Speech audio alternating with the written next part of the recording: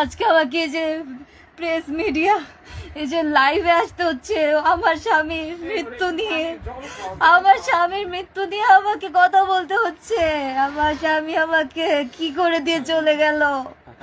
ওর মায়ের দায়িত্ব সেই 2 ভাইয়ের উপর, ওর সয় সম্পত্তি সবকিছুর উপর দিয়ে গেল।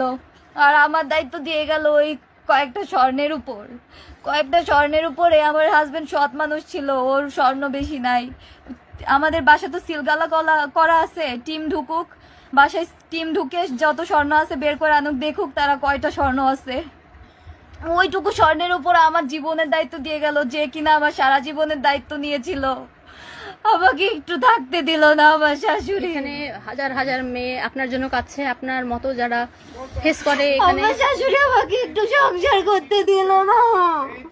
আমার স্বামী